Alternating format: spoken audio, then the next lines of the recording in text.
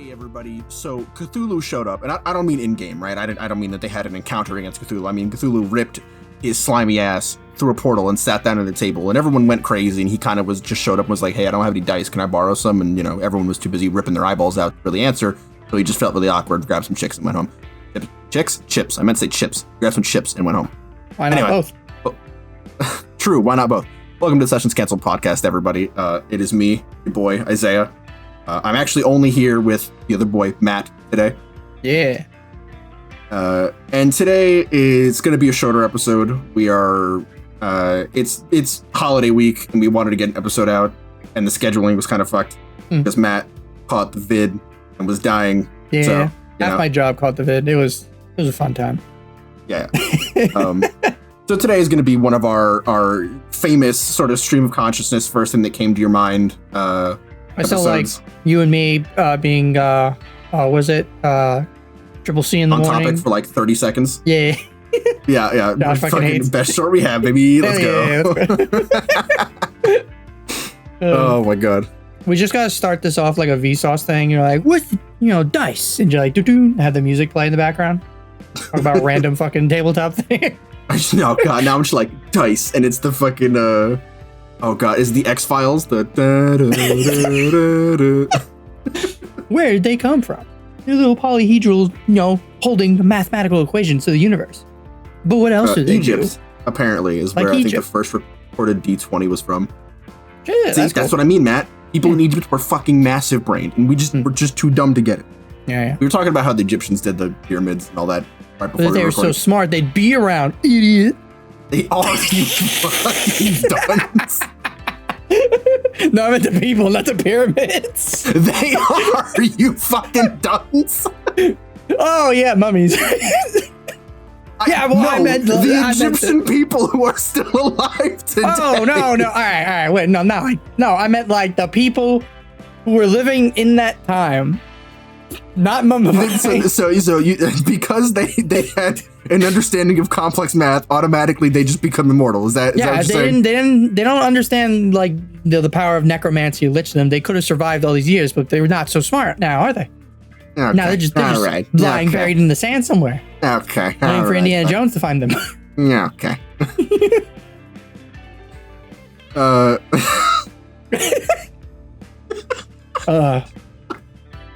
Also, Josh isn't here, so one of us has to do the thing. Oh, I'm not doing it. I don't give a fuck. You can do it. Oh God, which is the one we do in the beginning of the episode? I don't know. I just say the wrong thing on purpose to get him mad, and then he'll do it anyway. Yep. All right. Don't forget to follow us on the podcast platform of your choice. And if you're already currently following, tell a friend. Thanks. Yeah, I appreciate it, guy. Merry holiday. Something. If you want to find us, you can find us on Twitter. No, that's at the end. No, fuck, wait, that is at the end. Fuck, all right, well. Actually, random question for you, since this is going to be totally random conscious episode.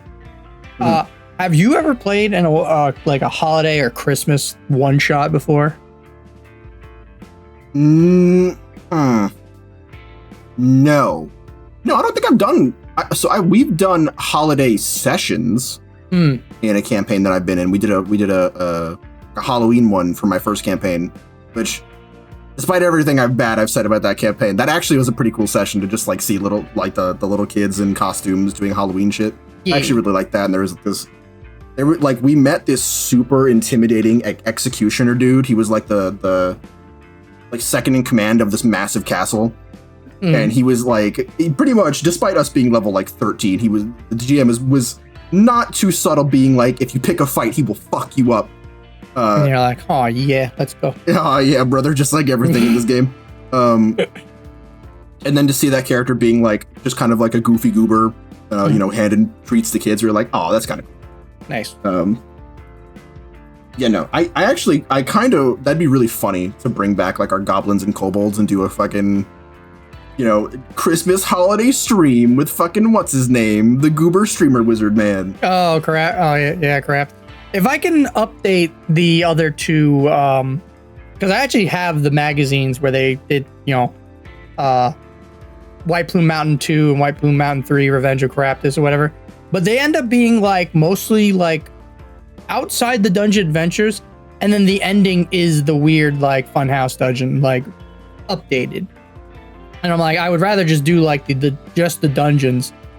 But some of the ideas I think Wizards of the Coast already has like taken and used for like other things, like the whole Invisible Beholder thing was from one of the 2 updated dungeons from Tomb of Annihilation. Bruh, did you just say Invisible Beholder? Yeah, spoilers for Tomb of Annihilation. In Tomb of Annihilation, the biggest thing is at the end of the campaign, you go through a dungeon, and the dungeon is a Tomb of Horrors like homage. So it's meant to like fuck with your players constantly. And basically the whole campaign of Tomb of Annihilation is a giant meat grinder. One of the things in said dungeon is a room that has like a lever or something, like you can't escape it. A Sararak, because he's crazy as fuck, one of the things he did was he met a beholder, they became friends, a Sararak cast Wish on the beholder to make it permanently invisible, and then locked it in this dungeon. So there's a random giant room, and there's also a puzzle that you have to solve while you're fighting an invisible beholder. It is so fucked, and I love it so much. It's so gangster. I was like using the most powerful spell available to a wizard. He was like, "This is going to be hilarious." It's so funny, like, because I read a lot of like, you know, the 5e modules and stuff, and seeing like there are a lot of instances where like the bad guys, if they're powerful wizards, they cast Wish to just do a random shit, like to do player shit. Yeah. And you're like, are you like the fuck even? Well, like, yeah, no. If someone ever tells me like that's not how a wizard would use Wish, and then I have to remind them about the wizard in Descent into Avernus who turned himself into an otter with Wish, or he used what he was used it like Wish or was it True Polymorph? Yeah, that one. Yeah, instead using godly level magic, and he's like, I want to be an otter. And you're like, why? And he's like, because I identify as an otter. And you go, fair enough. Okay, God, I hate Twitch. So you waited decades, and then you turned yourself into an otter. Yes. Fair enough. Fuck it. All right, how are we going to help? But going back to the original, I actually did play like early on a Christmas themed one shot, which was kind of nice. This is the only time I ever played a Bladesinger wizard, and this is the Sword Coast Adventures Guide version, so it wasn't as updated and polished. Actually, to be fair, they only touched up like 1 or 2 things from the Tasha's version, so I shouldn't say that. But yeah, like at just level 20, and I made him I could have made him a Dex one, you know, because it was like, oh, like then I can get my AC at 35 or whatever. But I'm like, no, I'll do strength. I'll get like, and the DM's like, because it was a level 20 Christmas one shot, so he's like, everyone gets like, you know, 3 magic items, like legendary, whatever the fuck. I think I got like a super like mega sword, staff of power, or some shit. I think like a belt of giant strength of some sort. So like I had like a redonkulous strong. I was an elf too. So I was just a redonkulous strong elf wizard with fucking a staff of power and this like, I don't remember what the sword was. I don't think it was like a Vorpal sword or anything crazy, but like, you know, I was doing the Gandalf thing. Like I have a fucking giant long sword. I have fucking muscle wizard strength from the belt. And I think we were summoned by the king to rescue Santa, who's been taken to the plane of ice by like an ice queen bitch or whatever. Mm-hmm. And so we're like, okay, so we get teleported to the plane of ice. We fight an ice Balor. The DM just took a picture of a Balor and painted it blue. Were you fighting Krampus? No, surprising, not Krampus. No. We get to the Ice Palace, we fight the ice queen lady who kidnapped Santa, along with like just an ass ton of ice devils, like the insect guys. I don't know if you've ever seen like art of them, but ice devils are basically just big blue bugs. Yeah. Yeah, I don't know why, but considering that, as far as I'm aware, insects do not do good in extreme cold. No. Yeah, I don't. Yeah, it's weird too because even like also a bone devil is like kind of insectoid.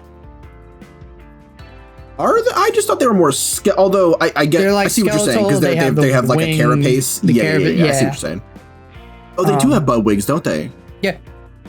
And I think there's also a Yugoloth that's just a big walking bug.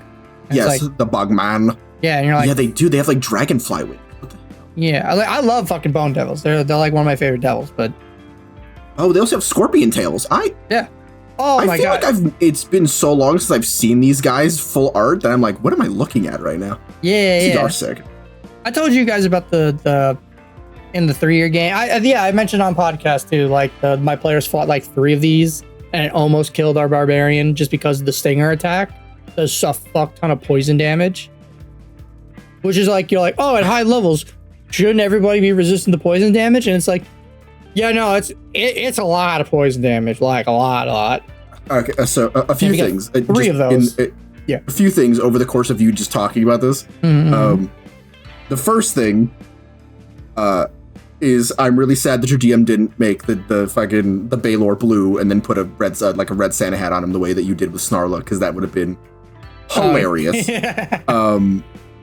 To those of you who don't know this story, Matt ran one of the White Plume Mountain adventures for us as a one-shot, and our whole thing was we had to play either kobolds or goblins, and we had to swap because we did 2 of them. So at the beginning, me and oh god, who was in that game with us? Chris? That's right, it was Chris. I think you guys were kobolds and Josh and Sam were goblins for White Plume. Yes. Yeah. Josh and Sam were goblins.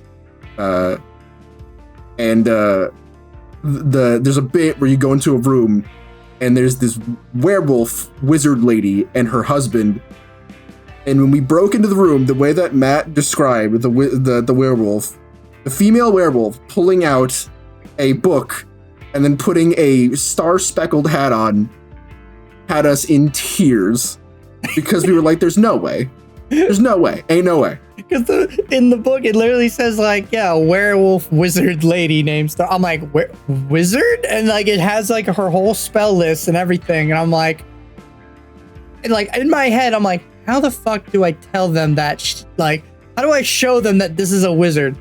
I know. I'll do the goofiest fucking thing possible. The fucking pointy cone.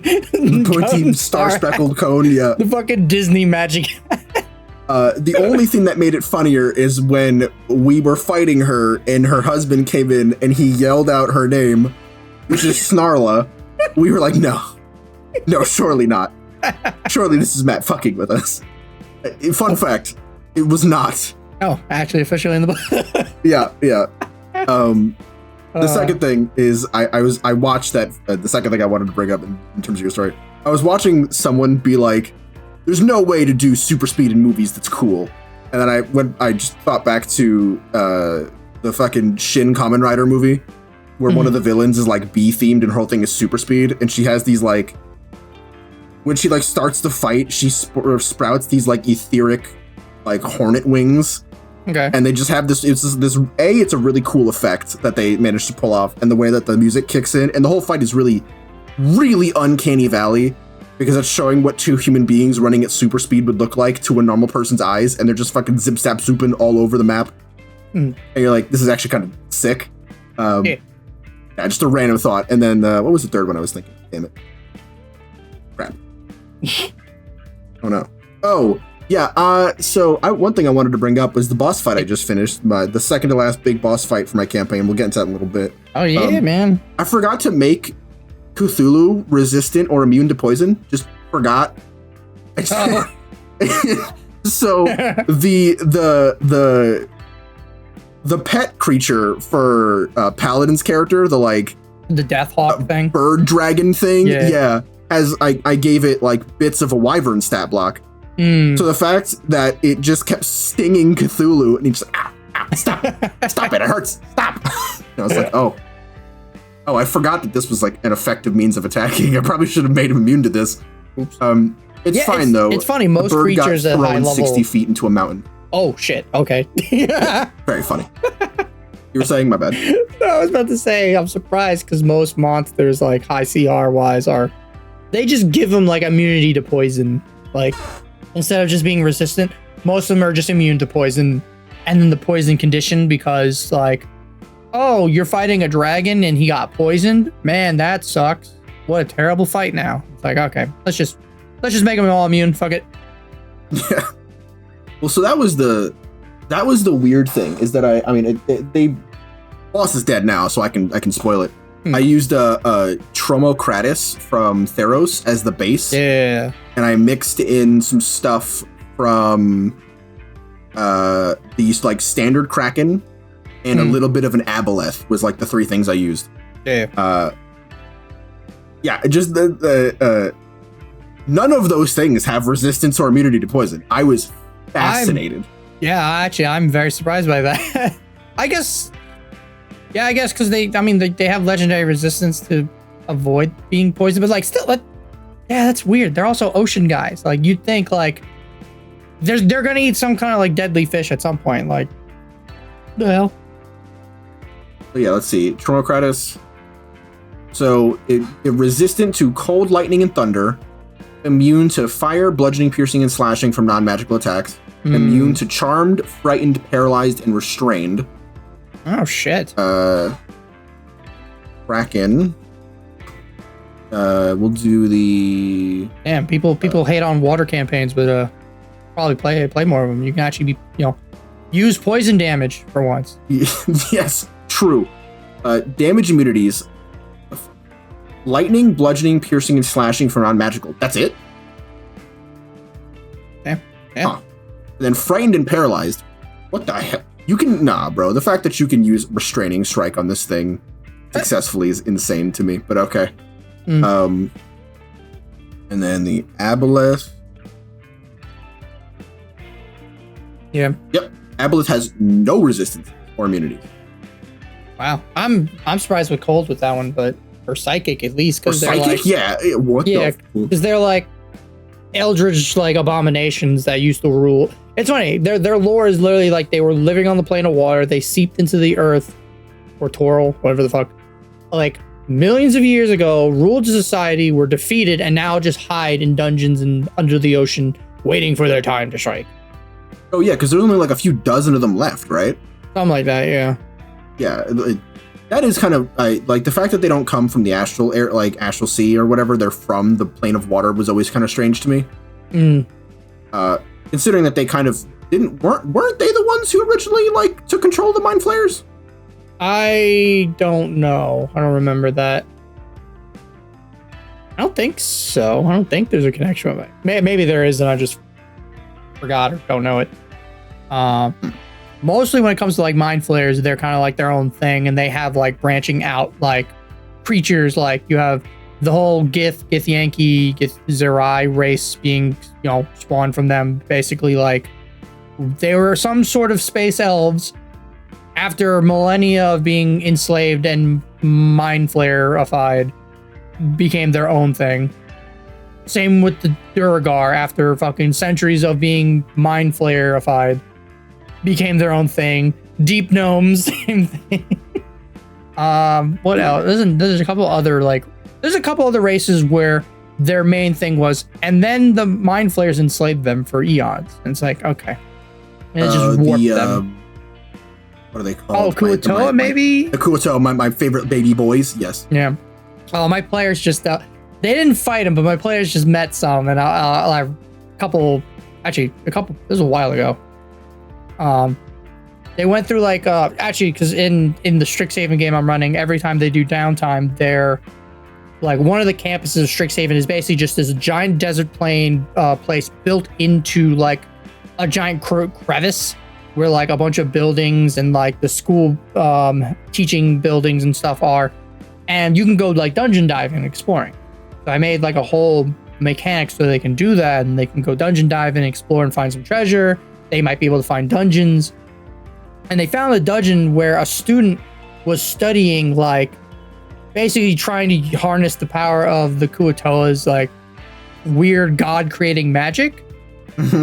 But then some of the students narked on her and, like, told the professor. Other students trying to, like, shut down her project because they're like, this is probably pretty fucking evil. Like, yeah, this breaks a lot of conduct codes. But I think my favorite was that because, like, they were like, as soon as the player, because they didn't see the student, they met the Kuo-toa first, and they saw them, and they're like drawing on this big like magic circle on the ground, and they're like, all right, that's definitely not good. And then they walked up to him, and all the Kuo-toa are like, we're just, you know, we do magic drawing so we can power the magic for the pretty student lady. And they're like, this pretty student? What the fuck? What are you on about? You weird fish guys. What? And then they finally, like, they met the student, and then she's like, yeah, I'm gonna harness their power and use it for some sort of like questionable like reason. And they're like, these are all sorts of red flags happening here, Matt. I don't like any of this whatsoever. Here, look, you can't just control people. Then why is enchantment even a thing I can study at the school? Exactly. That's a very good point, actually. Forgot to have a staff meeting about this. Yeah. Oh, but yeah, no, Kuo-toa are funny. They're fucking. Yeah, I love the Kuo-toa. They're basically just fishy orcs from 40K. Yeah. They just think gods into existence. They're just goofy boys who, despite probably canonically having the worst time in all of Forgotten Realms, having a great time to themselves, just in their own little world. I just love bringing up Blue Do Poop, the lobster-headed naked lady. Oh my, yeah. Just like, man, my players are like, this can't be a real god. And it's like, well, actually, it is. And you're like, god damn it. It's fucking cool. Kuo-toa gods. Yeah, it's literally just, because the Kuo-toa, they just make gods. It's kind of like how beholders will just create other beholders into being. And Blue Do Poop, I guess, became the most famous or most well-known. Blue Poop? I can't. Yeah, literally, naked lady, lobster claws, and a lobster head. That's it. Like, it's so fucking redonkulous. It's just. Oh, I don't like. I think someone's made, like, people have made adventure. I kind of want to read some of the adventures I've seen. Yeah. Yeah, I don't like that this picture signifies that she has a face under her lobster face. There's cheekbones there. Oh, yeah. I don't know where the art is from, but like if you type, I don't even want to say how to spell it, but basically, Blue Do Poop, big lobster, big naked lobster lady, D&D. So funny. I don't even know what her domains are or whatever. Like, it's just, it's fun. It's so funny because, like, again, all the weirdness, the silliness that happens sometimes in D&D, and then this happens. You're like, oh my god. So it says some Kuo-toa engage in demon worship.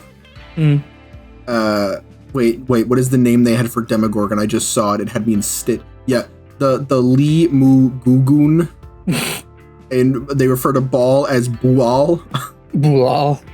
Oh, yeah. Fuck. So that's actually, they had a, in Baldur's Gate 3, you can meet Kuo-toa, and they literally, like, there's a thing where they're like, we worship the god of Bual, and you're like, god damn it. You're like, fucking, of course you guys do. He's like, oh, that's so, wait, that's Baal. Yeah. Oh, that's evil. Oh. Yeah, you're like, oops. Oh, you're evil, but you're so cute. Ah. Reloads shotgun. Shame.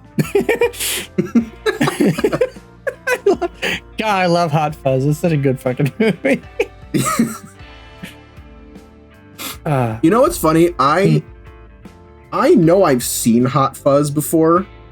I know I have because I watched the like back when what were the first three movies? It was Hot Fuzz, Shaun of the Dead, and then I haven't seen the one, World's End. I haven't seen that one. I should. Yeah. I love Edgar Wright. And I love all those guys. So I know I've seen Hot Fuzz because this was what I was in probably early high school. I was at a friend's house and they were running a movie marathon and we were all schmacked. I stayed on the bevies, but my mother schmacked. Yeah. And I distinctly remember the shotgun thing, which is probably the first time I had seen it, and it had me again just rolling over. That's like at the end of the movie too. Yeah, it's because when they're fighting the whole fucking town. Right? Yeah. Don't remember any of it. I the only thing I remember out of all of them, besides the "Don't Stop Me Now" bit, is the bit in At World's End when the Indian dude is like, "Yeah, we're aliens, and our brains are in our dicks." So they just kept kicking everybody in the nuts. That's how they beat the aliens. Just kept kicking them all in the nuts. I gotta find where that's streaming. I gotta watch that shit. Actually, well, so Friday we're planning on doing a Princess Bride movie drinking game because Josh has apparently never seen The Princess Bride, which hurts my fucking soul. So, maybe we'll do a Hot Fuzz. With our Josh? Yes. What? The one who's in the work right now. Yeah. I want to do this. I want to do that. Yeah. All right. Friday. We're gonna do it Friday. How come I was not told about this? Oh, because shit. So this was Monday. I'm sorry. So we talked about doing it Monday, and then Tuesday we didn't. I guess me and Josh just brain farted and completely forgot. That's messed up. I love that movie. I think Kevin's also gonna join in. So. Oh my goodness. Yeah. So we'll all. There's the rules are great. There's like, every time you hear like my name is Inigo Montoya, you drink. You killed my father, you drink. And then prepare to die, you drink. So every time he says it, you drink 3 fucking drinks. Yeah, and I'm automatic 3 drinks. My goodness. Yeah. Every time Andre the Giant says a riddle or says a rhyme, I forgot what. There's a whole thing of like chugging. You've seen the movie, right? Yeah. I won't say because just in case Josh hears this, but like the wheel machine that Wesley gets tied to. Yeah. So apparently there's a thing where it's like chug for as long as the wheel is spinning.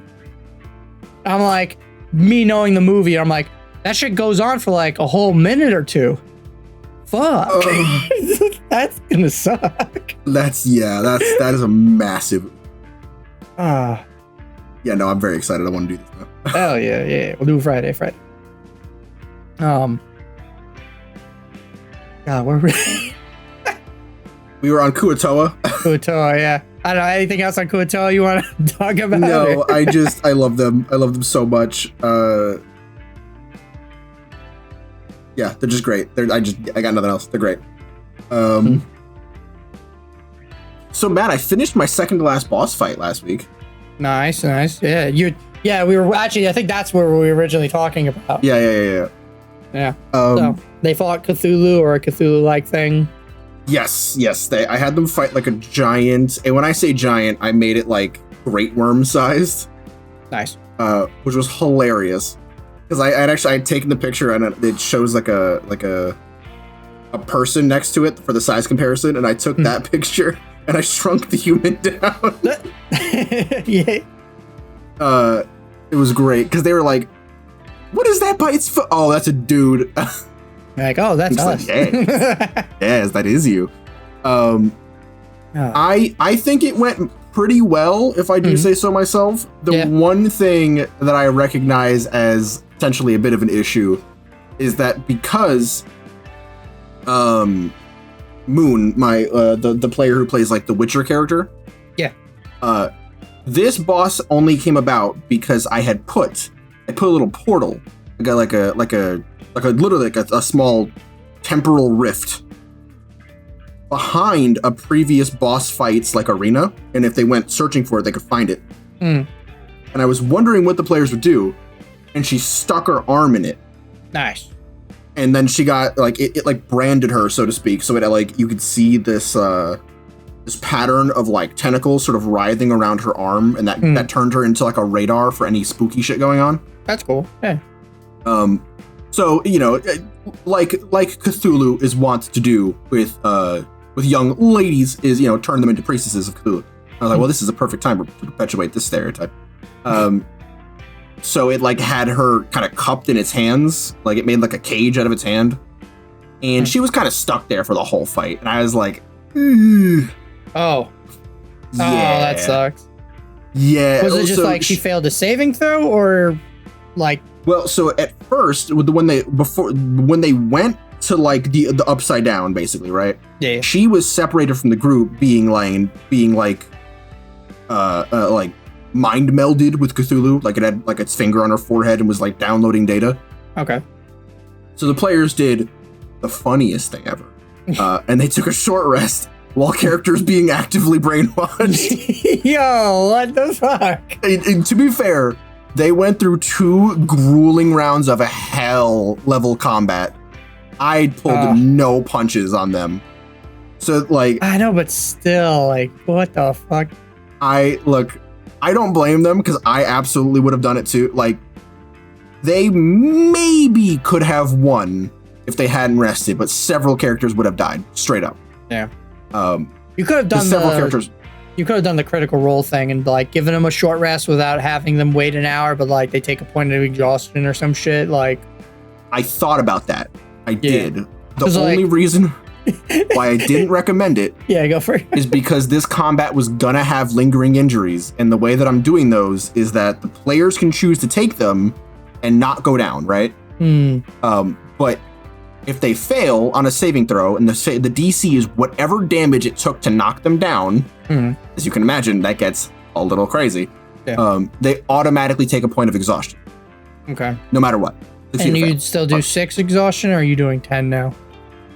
I'm doing 6 because to be honest, we've been doing it for a while with 6, and if I do 10, they're just going to be more incentivized to not go down. So for now, I'm going to keep it with the 6. And the only, like I said, the only reason why I didn't is because I was just like, they're just going to start off with a point of exhaustion. That's going to be rough. Yeah. I mean, it's not really. I mean, they're high level. Like 1 point isn't going to. It's not going to. It wouldn't be that bad. It wouldn't, but the fact that they were, I think, Ant was at 4 points of exhaustion by the end of the fight. Oh. Yeah. And they were, I think, several characters had 3. They were really pushing that exhaustion. And they got jacked up. Ant's character is, for a month, blind in one eye. Moon's character has broken ribs and like internal trauma, so she's weak to thunder and bludgeoning damage. I know another character has like crazy disfiguring Lichtenberg scars from his shoulder down to his left shoulder to left leg. They got it pretty bad. And I feel confident in kind of like throwing crazy shit at them because they have stuff like that where they can just not go down. And I've given that to them. It's not like they've gotten one up on me. You know, I introduced the system with the idea of them doing that so I could throw crazy shit at them. But yeah, the one thing that I was like, damn it, was that she was stuck in the claw for most of the combat and into the mythic phase. And the way that, you know, the Tromocratus mythic phase is that it's completely immune to damage everywhere in its body save for the 4 hearts. So I was saying she could like try to cut the fingers off to get out, but I was like, you can still take its hand off, you just won't do any damage to the body, like stat wise. So she was wailing on that thing for several turns and doing nothing. I felt kind of bad about it. But beside that, I think it went pretty well. And I had a lot of fun. And I hope they had fun, because there were several times where they were like, what, we're dead. We're screwed. We're done. We got nothing. Like that. No. I wouldn't do that to you. I had actually staggered the player actions until the mythic phase. Because I know I was talking to you like about a week before, being like, I don't know what mythic actions I should do. or not mythic, layer actions. Yeah. And I just stuck with the crack. I just was like, I can't. I just did the water one, like you said, and it worked like a charm. Yeah. So, nice. Does Predator handshake just Dylan is a. Oh yeah, my players wanted me to thank you, by the way. Oh, because when you and I were planning the combat, and you were like, just throw a Kraken at him. Yes. And, I told them, and they were like, yeah, tell them we said thanks. Listen, if they're listening to this, like, you guys, you're big boys and girls now. You're level, what, 17, 18, 20? 17, they're going to be 18 soon, because they got experience for the boss fight. You are fine. You know what? You might be able to fight 2 Krakens at this point. Like, I believe in you. Don't believe in yourself. Believe in Matt, who believes in you guys. I mean, if they're at full hit, probably CBH. Like, if I don't do the mythic thing, they probably could fight 2 Krakens at once. I just remember back when Mike Merles was still working on D&D. Oh boy. Yeah, they ran he ran a one shot, and this was the whole like Jox Machina. So it was like Joe Manganiello, Travis Willingham, and I'm blanking on the other 2. The Big Show. The Big Show, and I forgot who the third guy was. The one who was the super holy good paladin. Fuck. I'm blanking on his name. He was another wrestler, wasn't he? Was he another wrestler? I don't remember shit. I don't remember. Yeah, I would believe you if you said it. But they were level 20, and Mike Merles threw at them like 2 Death Knights riding on 2 Shadow Dragons with a Skull Lord and I think a Lich or something. And he was laughing because the players, because this was it's supposed to be like a one-shot live show thing. And the 4 players were just shit stomping all the bad guys, and Mike Merles was laughing. He's like, well, they are level 20. It's like he fucking knew. He knew that all the shit he was throwing at them wasn't enough. That's really what I was talking about last episode, where I was like, the frustrations of yeah. Well, so I do actually. Next time I'm up, and we're gonna do an episode on boss fights, because I feel like I really want to talk about that. Yeah, because they're my favorite part of running the game, personally. Yeah, I'll say I think I've gotten a good hook on it now. Yeah, right. The thing with high level boss fights and a lot of high level combat is, you, reasonably speaking, right? You're just not gonna win the numbers game. You're just not. Unless you flood the area, and then you're just with minions and shit. Yeah. And even then, like, I don't think you're supposed to win the numbers game, TBH, right? Because usually at the big bad, there's one dude, maybe one dude and some minions. Yeah. The big bad is supposed to last long enough and do some crazy cool shit. They make the game really like wild for one, like, that's final boss is when you can do stuff like, disintegrate and finger of death, because at that point the players probably have wish, and they're like, okay, I'm going to use wish to replicate, resurrection. I'll bring the character back, yada yada, stuff like that. That's when you can throw the crazy stuff. But I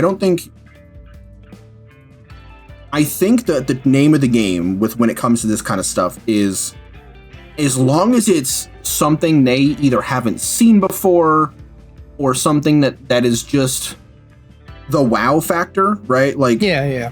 If I threw the aboleths like enslave or the star spawns like mind meld ability,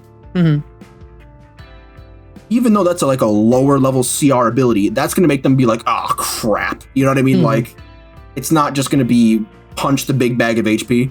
Yeah, I think that's really what like makes high level boss fights shine. And as long as like the players go, all right, well, we got to figure this out. Oh yeah. Then you did it, bud. You get give yourself a round of applause, because then now that they're thinking about it, they're thinking about the fight. Win condition met. You know what I mean? You won. Yeah, I did.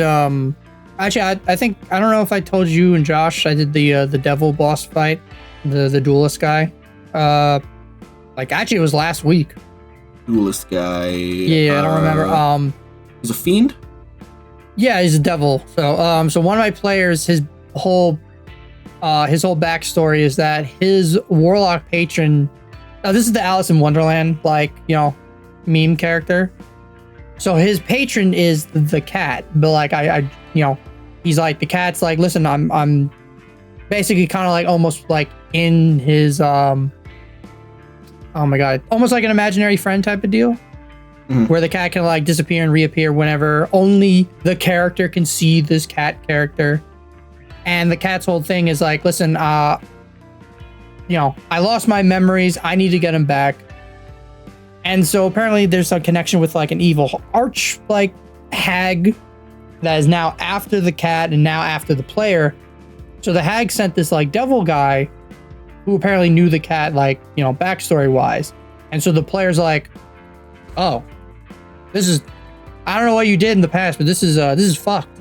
This is fucked, mate. It's like, and so this devil and his like posse of like other weird Feywild people, like they broke through, they plane shifted into the school and actually almost ambushed and attacked, like they attacked the players. And it was a pretty scary fight. And then they did the thing where like the players got reinforcements. They're at the school, so professors started showing up.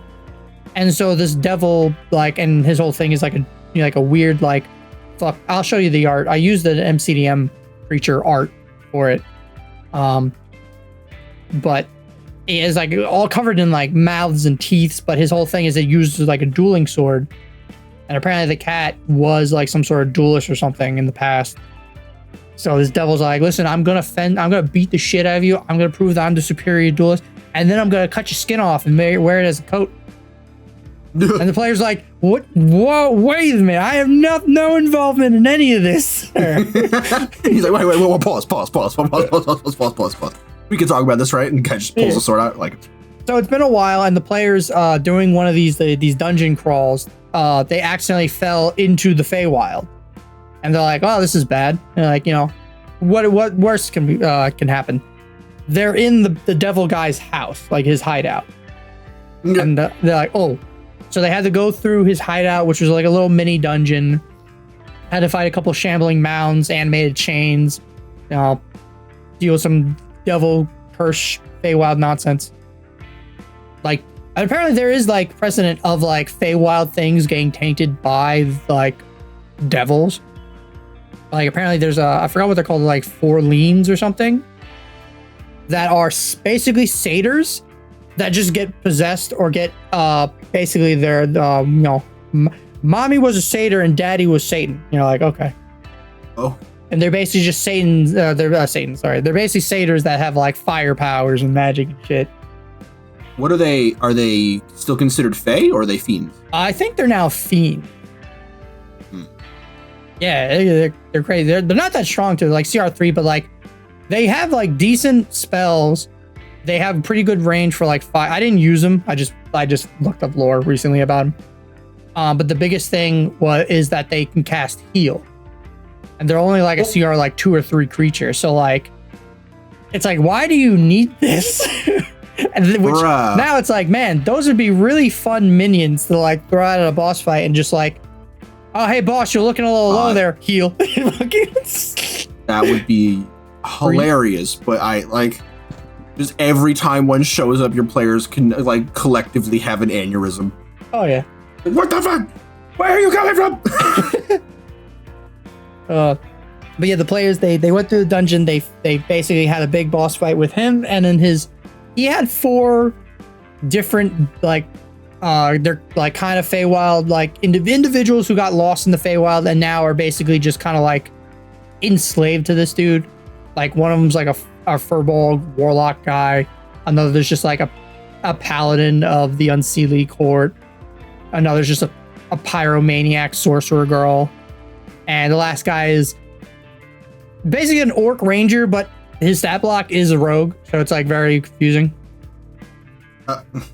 And so the devil, like one of the things I did because I was looking up a bunch of stat blocks and trying to use a decent amount of monsters to like make this guy challenging, but again, not like overly deadly for level. My players are only level 7 right now. So, and one of the things I did that my players hate, actually I think all players hate, but as a DM, I love it. the guy had a big aura around him. And so when my player's like, what is that? I'm like, you'll find out. When you start your turn in the aura, you just take 4d4 fire damage. Rah. Because he is radiating heat because he's a devil. And so my player's like, oh, I don't like that at all, man. I really don't like that at all. And so it's a lot of fucking damage up front. And then on top of that, he has he has basically like a dragon breath attack thing, but instead it's like a whirl, because he's a duelist. So it's like, what's his name from fucking Overwatch? The summon the dragon, like whirlwind blade attack. Oh, yeah, so it's Genji basically yeah. So it's basically if you come near him, he will fuck you up royally. And most of my players were melee, so it's like, well, guess I'm chunking a lot of damage. And Joe, he's doing the whole he's the battle master fighter. He got like 2 fucking crits off this guy immediately, and like I think he took out 75% of his health in one turn. And I was just laughing because I'm like, of course. But like, all right, yeah. No, please finish. No. And then basically after that, the rest of the players were like trying to focus in on helping out the other teammates while also dealing with the other 4 goons, because the other goons were like, one of them was holding the other fighter, another one was just a big scary paladin lady, and it's like, hey, I'm coming for your giblets. The pyromancer girl was fireballing, and players are like, oh no, more fire, awesome. Which that might have been too much, to be honest, but and then the orc ranger rogue guy just couldn't hit shit the entire combat until the end. And one of the things that that actually ended up grabbing, because I have the MCDM books. There's a devil monster that has these legendary. I grabbed basically the villain, action-oriented things, and I basically just treated them as villain actions or legendary actions. Sorry. I feel like I don't get the action-oriented design, which is not to say that it's bad. I just think I don't get it, because every time it's described to me, and I've heard Matt Colville describe it, I go, yeah, but I don't want that. It's basically like it's legendary actions, but in order. So you know how legendary actions, it's like, oh, a monster will have a claw attack, or they move without provoking attacks of opportunity. Normally, legendary actions are just generalized, so you can use them whenever the fuck. The action-oriented design is, they even number them too, so it's like turn 1 is the setup, and it's like a minor thing where it's like the boss can move like its movements without attacks of opportunity, and it gets to hit melee a creature or whatever. Step 2 is the gathering the goons and gathering your allies, because if it's an action-oriented monster, it has some goons around, and usually that is dealing with positioning of the other goons to make sure they're in the right spot. And then the third one is usually they even call it the ultimate. The boss activates the ultimate. Like there's one I think for like the orc chief that basically like every other minion around the boss gets to make a melee attack with advantage, and if it hits, it does an extra like 46. And it's like, Jesus, all right, fuck. So I think my issue with it, right, is that I want to decide when my bad guy does the big attack, So there's a good argument. Yeah, I'll let you go. I'm sorry. Well, there's so for this guy, the one that I made, the big attack there was the bite and swallow. Yeah, which it had from its base form. It wasn't even like sorry, it was a mythic thing. My bad. But I wanted like a player to get swallowed in the mythic phase, and I even made it so that when it's swallowed, when that player is swallowed, they can still do damage to the heart because it's still inside the body, right? They're like they're punching through the stomach to the heart. So I was like, oh, okay, well, they're still going to do damage while they're in the body. So they're not going to feel useless, but they're going to be stressed because they're going to be taking all the crazy acid damage from being digested. Yeah. I guess it's because I sort of think about things in that way, so I don't want the game to tell me how to think about it. You know what I mean? Right. Yeah, I think I'm the opposite. Sorry. I think I'm the opposite because I kind of like that the game will be like, because one of the things that again MCM are doing, they're stealing a shit ton of things from 4th edition. And as much as everyone memed and shit on 4th edition, now we have this big renaissance of people being like, actually, 4th edition wasn't as bad as everyone thinks.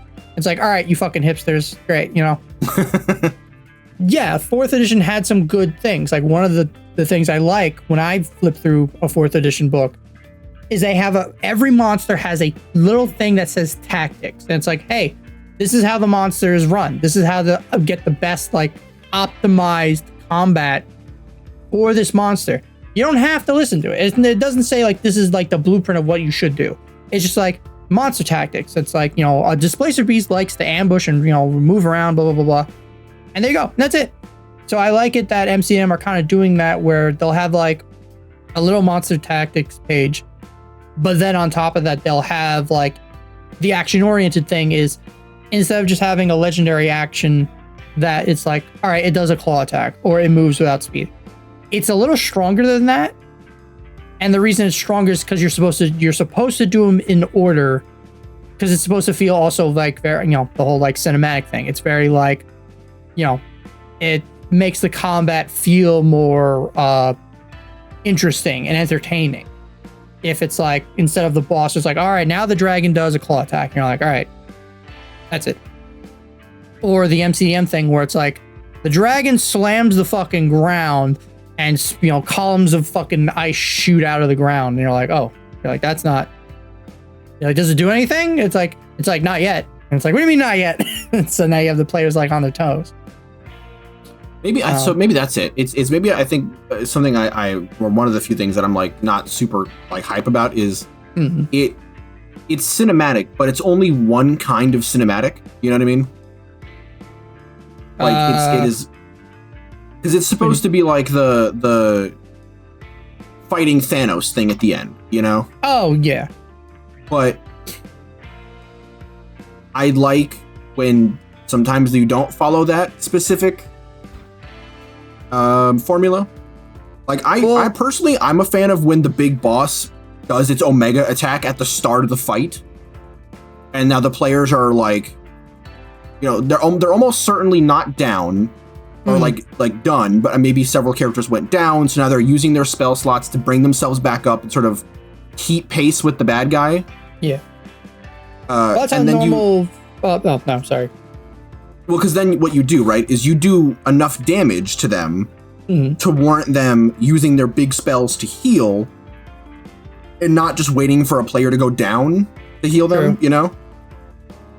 Yeah, I mean, a lot of 5e monsters, they're built that way where it's like, and a lot of people tell you this too, like if you look up like a lot of videos on like how to use monsters correctly or like how to play a dragon or whatever, it's like use the breath attack turn 1. Like, always use the breath attack turn 1 because it does a fuck ton of damage and the players are going to have the oh shit moment. Whereas like the action oriented thing, I don't remember what the dragons do specifically for the MCDM book, but I'm just gonna hypothetical that it's a breath attack.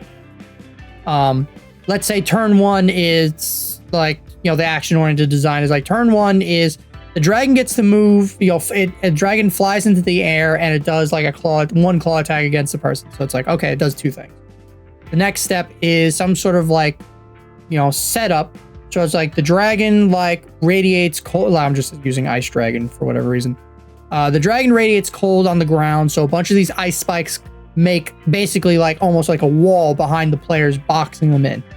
And then the ultimate is the dragon breath attacks. It does 100 D10s. And you're just like, okay. You're like, all right. And it's kind of built up more video gamey than anything. Because a lot of boss fights in video games, you get a boss down, or like raid bosses in World of Warcraft, I guess, where once you get the boss half health, then like the second, or Elden Ring, Dark Souls, like then the second phase starts and the boss is stronger and he does like an Omega move and you're like, what the fuck is that? And then you die 1,000 times trying to beat him. So I think the action oriented thing is more video gamey. But like, I think it depends on the monster, like, cause I think, again, with the devil fight, it worked out fucking great, but like a dragon, I don't know, because I also we're so into 5e now. For me, it's like just the basic bitch, like a dragon's legendary actions to just claw attack and perceive, like it's kind of boring for me. Like dragons are probably some of the best monsters designed in the monster manual. But like looking at it, the future, like looking at it now, you know, their legendary actions are kind of boring. And well, so I think the legendary action that I think that gets slept on is the like wing attack they do. Oh, the wing attack's great. Yeah. I forgot I forgot that's a legendary. I thought that was. I keep forgetting it's I mix up the tail attack with the wing attack, and the wing attack is the legendary. That's I always flip-flop those. Let's ancient brass, bite, claw, tail, frightening presence, breath weapon, both weapons to fire and sleep breath, shape change, detect, tail attack, wing attack. So it can't do a breath weapon for its legendary. Yeah. I mean, so I do kind of agree with Josh with this, where I would actually refute you when I say that they're some of the best designed. I think they're some of the hardest hitting, but I think, and to be fair, this has been fixed a little bit with Fizzbands doing the like 2 breath types and like the shape change and stuff like that. Most of their attacks is just how do I hit you? But the wing attack is cool because it knocks people prone. And does it push them too? I don't remember. No, I think it should push them because I think like a forced movement mechanic is always fun. Like the Kraken I used, or the thing I used, had that where it's like the wave of water pushes you 60 feet in one direction if you fail to save. Because the players go, oh crap, right? Now I'm in melee and now I'm climbing up difficult terrain because I like the map I used had there was like one pathway and a bunch of like craggy hills they had to climb up. So it was halving their movement and like forcing them to like, think about what's the best path of direction, you know? Yeah. So how about riddle me this? Does the action-oriented design allow for the big attack to happen at the beginning, the middle, and the end, respectively? Are there like some monsters where they do the Dark Souls phase 2, then they do their big attack? No, so basically how... I think they actually ended up changing it where now, if you wanted, you can do the ultimate first. You don't have to go 1, 2, 3 in order. But I think like if you want a more, again, the cinematic thing or a more video gamey thing, you can do like the first one, which is a basic thing, then the setup, and then the ultimate. But you don't have to follow that blueprint anymore. Most of their bosses and most of the legendary monsters or the action-oriented monsters, they don't really have like, there's no like mythic monsters in the book. They're mostly just like, they've hit like fucking trucks. They have really cool and different kind of like mechanics. Trying to think of like, yeah, I should probably have like the PDF open while I'm talking about this, to be honest. Well, you know what's, I think you don't necessarily need a mythic phase to be a cool phase 2, right? No, like if you're fighting, I don't think you need to. Like Tiamat, right? And you're kicking her ass and you're doing all the stuff. Although she has a mythic, so maybe not use her. But like, well, the old Tiamat you can use. Let's see, Ancient Red Dragon, right? If you're fighting Ancient Dragon, and then you get it down to half health, and it hasn't used its breath weapon yet. Very specifically, it hasn't used it. And it does like the I've had enough, and then does like the breath attack. You are committing an action that is indicative of a creature now on the back foot, right? Because an Ancient Red Dragon, it's not going to use its strongest attack against like these goober adventurers round 1, right? It's going to smash them with its claws and tail because they're not worthy of its, legendary breath attack. And then it takes it seriously, and then it uses the breath weapon. And then you, I would say, hold off on doing it again until the very end, where the dragon's like, well, I got to do this twice? Are you kidding me? Right. So I pulled up the PDF. So I'm looking at the Ice Dragon now, which is the weakest of them all. Yeah. And so basically one of the things, actually a couple of different things with the MCM shit. So the legendary monsters, besides the villain action shit, they also changed how legendary resistance works, where usually the boss has to give up something in order to do the legendary resistance, but then the boss also gains like an additional effect. Like, so this one, the dragon, when the ice dragon fails a saving throw, it can succeed instead. When it does, its speed is half and it can't take disengage action until the end of its next turn. So this one, like, this ice dragon gets slowed, basically, from succeeding a legendary resistance, which is cool. It's different, and it also gives the players like a little hope, like, oh shit, the boss is weak, slower now. We can actually do shit. They also get like other they get a bonus action thing. Most of the MCDM action monsters get a reaction thing as well, which also helps. And then for the villain actions, like this one does a wing attack, strength save, take fuck ton of 66 bludgeoning damage, and you're pushed. All right, so this one has the wing attack that does damage, pushes you 60 feet away from it, and knocks you prone. And that's the first one. That's your intro. The second one is the whole it summons a bunch of frost giant spirits basically. So it just summons a bunch of goons. And then the third one is not its breath attack, but basically just a giant shock wave of energy. Does a fuck ton of cold damage, and then basically does a giant ice explosion from it. And basically, if you take a 10d8 cold damage on a fail, and then basically you are now in solid ice. You're in a solid block of ice, fucking Mr. Freeze style, and you're taking another 10d8 damage if you can't break out of the ice because you're freezing to death. So it's adding I know a lot of players, sometimes people get it oh, you're having them do 2 saves at once. It's fucking annoying. And it's well, yeah, it's supposed to be challenging. You fucking deal. I don't know what to tell you. Nah, I do agree with that. The 2 saves thing is kind of well, it's a save at first, and then it's a save on your turn. So it's not like you have to do a save and then immediately a save. It's a save for the additional effect, and then immediately after basically each enemy in the area must make a strength saving throw or take this amount of damage. So basically at the start of your turn, because again you're in a solid block of ice and you have to break the fuck out of it. So okay, that's fair. Yeah.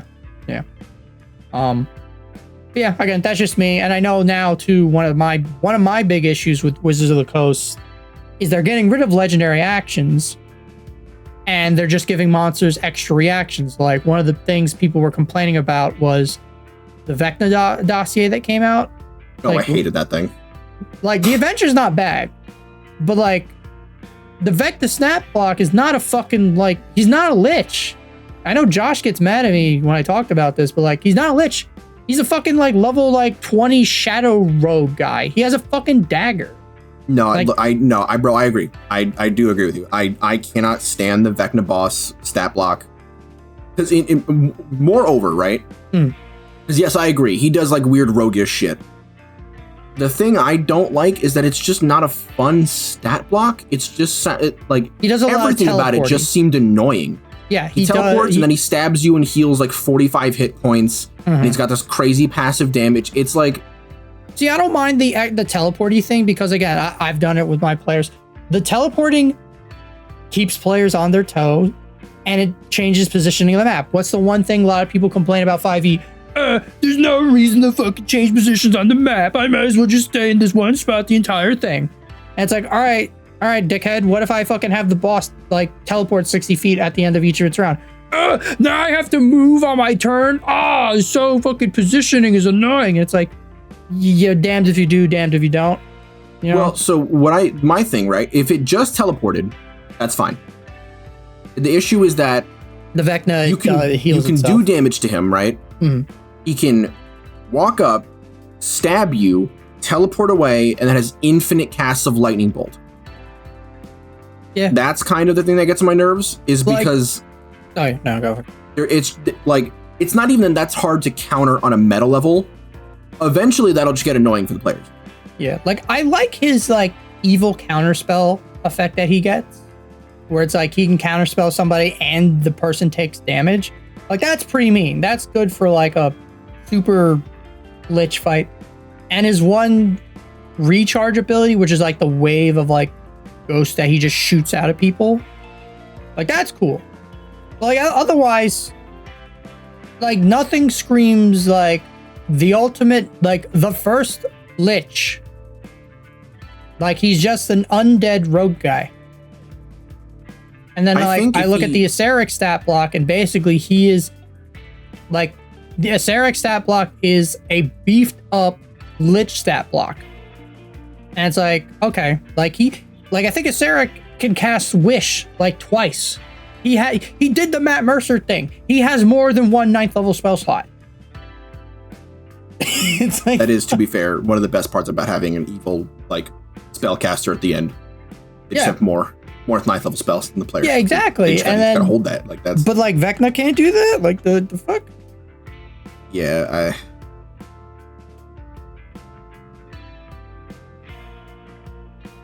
I'm trying to formulate my next. I pretty much agree. Yeah, I think the fight is.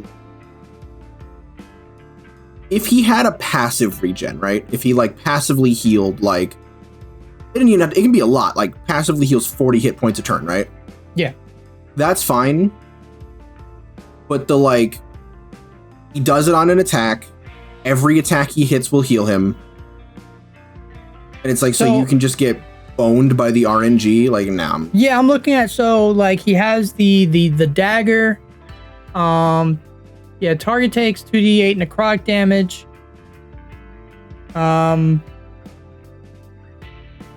Immediately after taking the damage, the target makes a DC, ending the I guess there's a poisoning effect with it. And then his whole, like, he has the Vile Teleport, which is he teleports and then one creature within 15 feet of where he teleported takes psychic damage. And then if at least one creature takes his damage, he regains 80 hit points. Yeah, see, that's the thing where it's like he doesn't regain the damage you took. He gets a flat 80. That's in my opinion, that's way too much.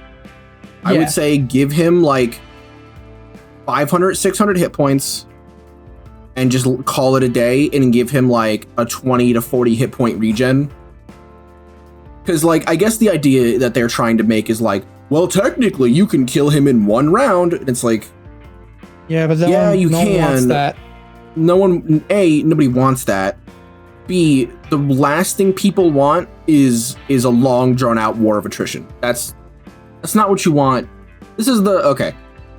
You didn't play Dark Souls 3.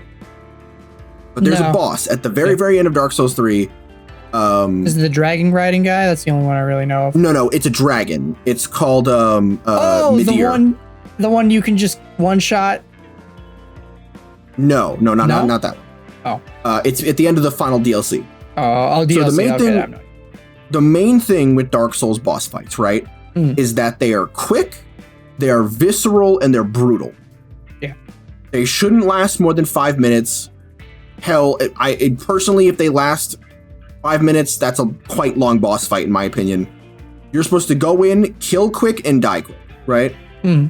So the fact that Midir has a frankly ludicrous amount of health, and despite it having the same resistances as other dragons, being lightning, in his case light because he's like a dark dragon, the strongest lightning spells you throw at him do nothing because he just has that high resistance to everything except that one thing, and even then he's still kind of resistant to it. That boss fight takes like 9 to 10 minutes. And it's just so antithesis to everything that a Souls fight should be that I hate it, you know? And I do not feel like a D&D boss fight should be this long. Like, that's what it turns into, yes, because that's just sort of how the mechanics of a round works out. Yeah, I was gonna say high level D&D most boss fights end up becoming a fucking slog just because of how much health a monster has, how much health the party has, and then also like, I know for me at the end of the game, like combat took a long time because I have 5-6 players. So It does. And I think the issue with the Vecna thing is that because he's got that stupid teleport heal, and he's got infinite long range, high damaging spells, that it's going to be that but worse. Well, no, so he's got the at will, like animate dead, the spell magic, fly, which is weird that he just doesn't have a flight speed in general. Lightning bolt at will, like that's sure. But like as a DM, like I'm not doing lightning bolt. Like he's got a fucking the rogue dagger that does a fuck ton of damage and like poisons somebody basically. He's got his whole like, it's called Rotting Fate. It's basically fucking necrotic fireball.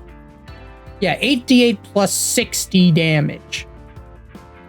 So he's got like at one of his turns he can either use his recharge thing if it's available, his necrotic fireball, or he can cast the spell. And then he can make 2 stab attacks. So most turns, it just makes more sense. Like if you don't have your whole the flight of the damned, which is a he summons a bunch. It's the summon a bunch of ghost things. The recharge. Yeah. Yeah. So if he doesn't have the recharge up, I'm most likely on my turns just gonna do the necrotic fireball and stab and teleport. And that's it. Like I'm not even gonna think about lightning bolt. Like invisibility, probably. Like dominate monster, globe of invulnerability. If I wanted to fuck my players, like yeah. But like the necrotic fireball, A, it's an easier option, and B, it just does more damage. Like fucking. It does. So here's my thing, right? I think at some point you have to start using lightning bolt. Why? Because Rotten Fate every turn is not fun for the player. It's going to be boring, and eventually they're going to go, yep, you're going to do like 100 damage. Like... Well, basically, after the first turn, if the players aren't like, do, like, again, level 20, let's hypothetical here. Oh, we saved up a shit ton of potions on the necrotic resistance, or, oh, the cleric is going to cast this thing to make us all resistant to necrotic damage. If they don't do that after, like, the second time this happens, then it's kind of like, pulls out shotgun, shame, like... Well, I think the lightning. It's a lot to assume that players are just going to have that. Like, if a cleric thinks to take that with them, if they even have a cleric or something. They're level 20. That's what I'm saying. Level 20. It's like kind of like what me and Josh were saying, where it's like, just like half the times, don't even try and come up with like some sort of answer. Let the players figure it out because they'll pull out some shit out of their ass. Like, by high level D&D, that is a constant. Especially when it comes to like these fights, players will either resort to one or two things: hit thing real hard and harder, or they will actually like use their ingenuity and come up with something. And it's like, yeah, I shouldn't presume the players are going to have something resistant to necrotic damage, but if I'm doing a thing where it's like, hey guys, it's a level 21 shot, we're fighting Vecna. Like, if no one takes anything that gives them necrotic resistance, that I kind of put that on the players. Like that's kind of on them. Well, so I understand what you're saying. I do. And what I'm not saying is that you shouldn't pull out all the stops. What I'm saying is that it is something that you're going to do basically every turn that does an ass load of damage, and it's the same thing every turn. Like, the thing that, like, that makes a dragon, like, ferocious, right, is that it has the breath, its bite, claw, tail, and its wings. Yeah. Right? It has a multitude of weapons, so the players aren't going to feel like they're just, okay, he's going to roll a claw attack. Okay, he hits, he's going to roll another claw attack. Okay, he hits. Right, okay, he's going to roll another claw attack. Okay, he hits. You know what I mean? And the thing with Vecna is that because he's allowed to do all of his shit basically in one round, and yes, I know technically not all of it, but the fact that he gets to do his two things and Rotten Fate, or his two dagger and Flay of the, to me at least, and I haven't fought him, so this could just be me like projecting what I feel like it's going to be. Fair enough. It just doesn't seem like it's going to be fun. It's just like, of course he's going to hit me with Rotten Fate. You know, it's because that's his most optimal thing to do. Yeah, if not that, the Flight of the Damned. That's it. It's not that it's difficult. That's my issue. Is that it's the exact opposite of what I want out of a high level boss fight, which is interesting mechanics. It's just damage. No, he just does. Because it is like, yeah, it's so like the Rotten Fate one. It's like I said, the Rotten Fate one I'll give you because it's a fireball that does necrotic damage. If it kills somebody, they become a zombie under Vecna control. Like, all right, that's neat. Flight of the Damned is pretty much frightened. Like they take, the con save, they take 8d8 necrotic damage, and they're frightened for 1 minute. So that's kind of like, okay, it's like dragons have their frightened, I forgot what it's called, the frightening presence.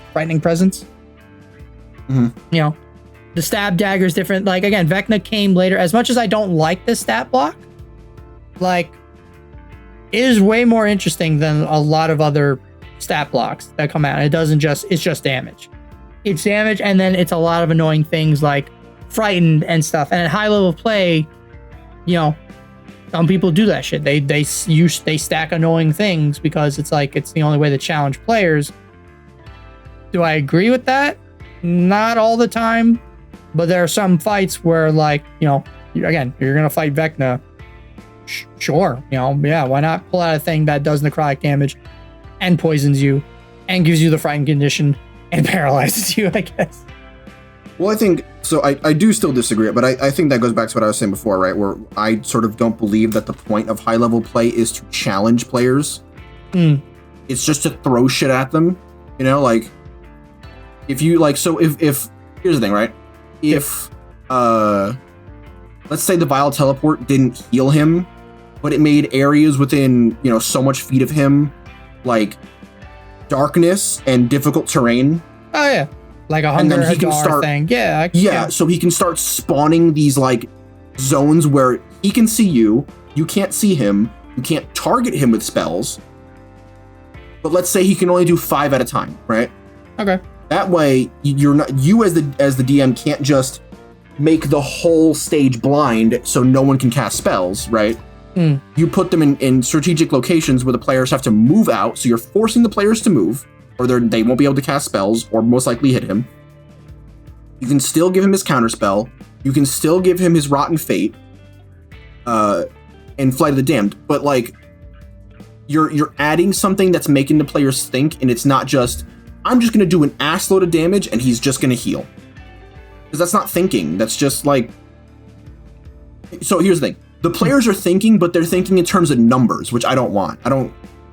Yeah, they're thinking, we have to make sure that we're doing above 80 damage every turn. Yeah, and I don't want players to think about that. That's the last thing I want. Because that is promoting the kind of play that DMs hate. Yeah. Right? They don't want the number crunchy... Most DMs, right, do not want the number crunchy power gamer. They want the think on your feet, do something creative gamer, which this stat block is not. It just ain't it, you know? Yeah. And, like, even, I think Josh and I talked about it too with Planescape, the Time Dragon. Like, they basically just gave it, like, again, they took out legendary actions, and then they basically just gave it multiple reactions. But it's just legendary actions. It's just the same fucking thing. And it's like, why? Why are we moving away from legendary actions? Multiple reactions that just do the same fucking shit. See, and this one has... Why does it only have one attack? I know what the answer, right? I get it, because the answer that someone's likely going to give is because the dragon's claw and its tail and its bite are just 3 ways of doing damage. Yes, it is. However, it doesn't always feel that way to a player, especially when you make them do different damage, right? If the tank keeps getting hit with a bite, which will do the most damage, and you can use the claws and the tail to hit the slightly squishier and squishiest guy, respectively, that allows you to, like, somewhat control the flow of combat. And let's say the rogue gets, like, a cheeky crit off and does an assload of damage. All right, cool. Bite the rogue and knock his ass down, so the cleric will stop hitting you with the Ancestral Guardians, and pick the rogue back up, you know? Yeah. Because ultimately, you're not trying to just like out crunch your players. That's not it, you know? Like, no, yeah. I think the time breath stuff that they do here is interesting. Yeah. I don't like. Like it's okay. Yeah. It's interesting, but it's yeah, it deals force damage. It gives them the poison condition. Yeah, it's weird because we already have kind of a time creature when it comes to the Andro Sphinx. Yeah, like this kind of like, I think it's just deals more damage, obviously, because it's, you know, dragon. I'm trying to think of what it. Or I don't know if the Andro Sphinx is the guy one.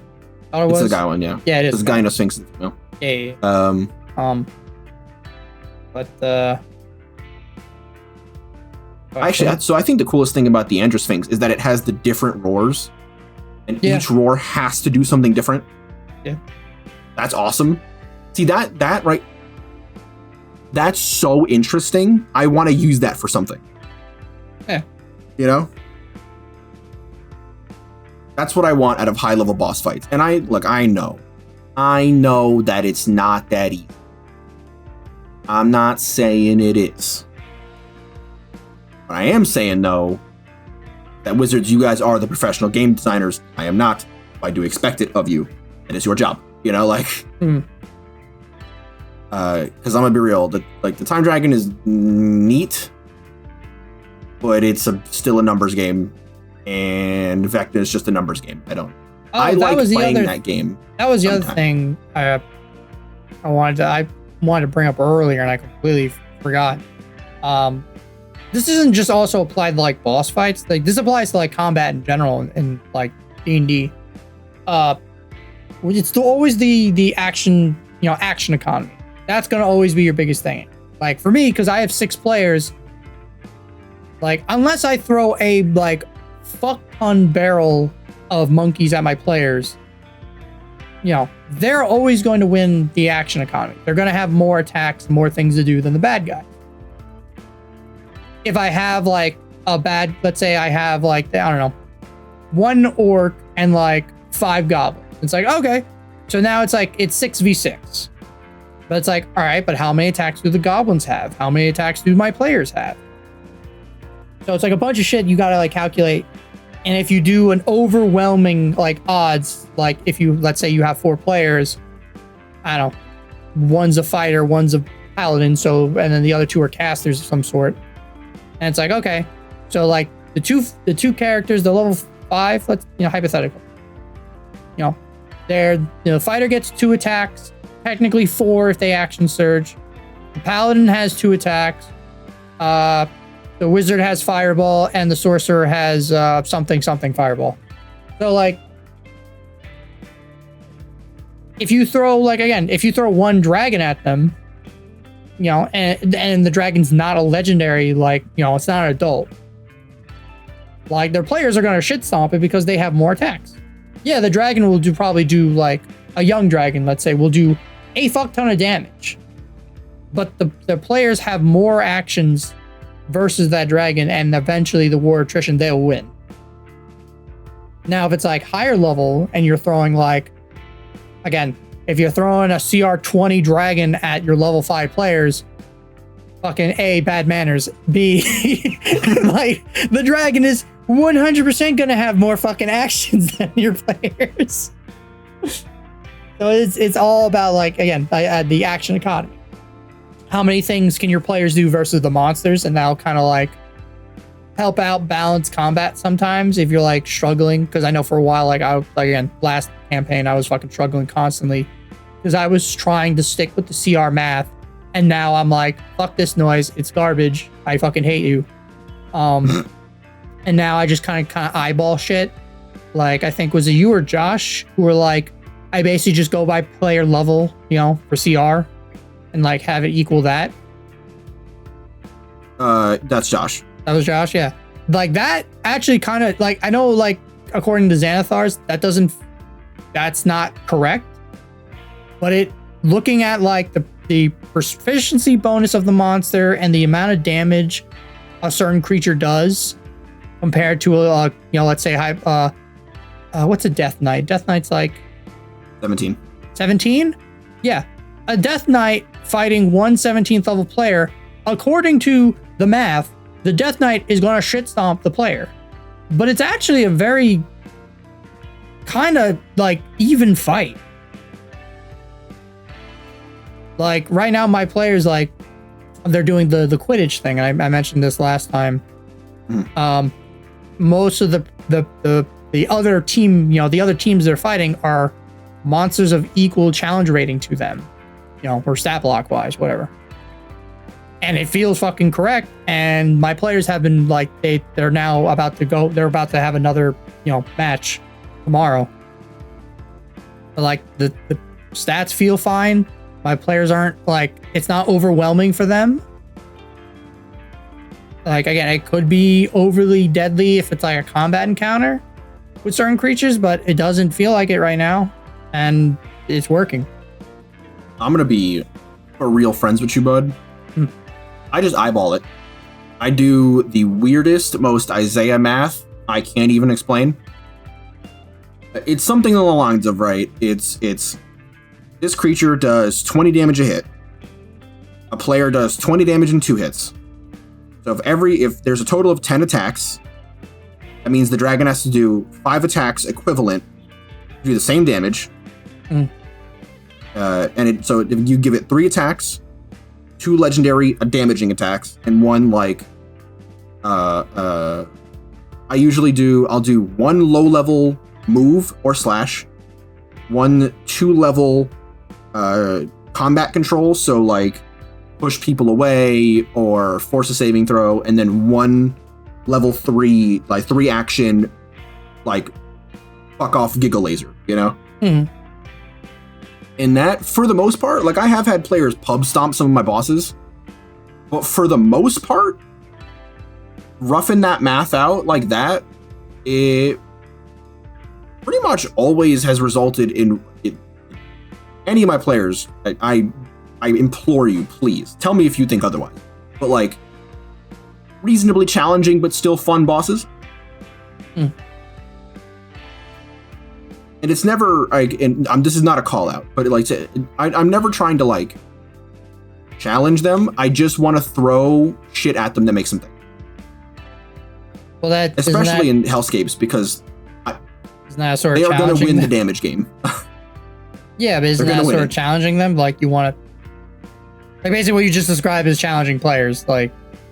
Yes, but the challenge is not how difficult can I make the monster to beat, Because I feel like there's no way of winning that, because you either make a monster that gets its ass kicked, you hit this super fine line of it was just hard enough, or you just pub stomp your players, And I personally do not trust myself as a game designer to hit that middle ground. So if like, for example, I threw something at them that they murked in terms of damage, but it like inverted gravity for 2 rounds, the players have to spend 2 rounds figuring out how to get back to the ground before they kill that monster. Yeah. I wash my hands and go, that was good. I like that. That was interesting.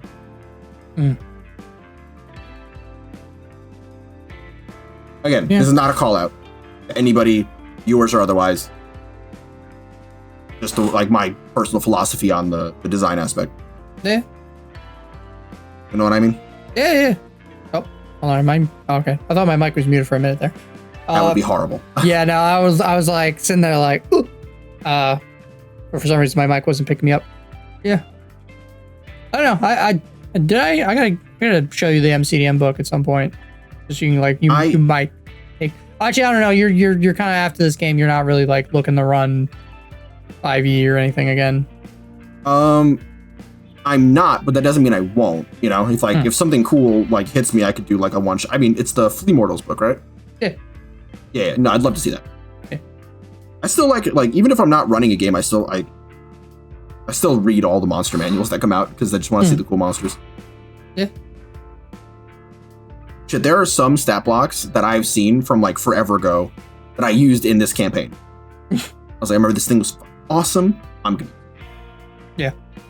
I think there's so many books now that, like, what I used to do is when a book would come out, I would like highlight certain monsters and be like, I want to use this thing. I want to use this thing because I think they're cool.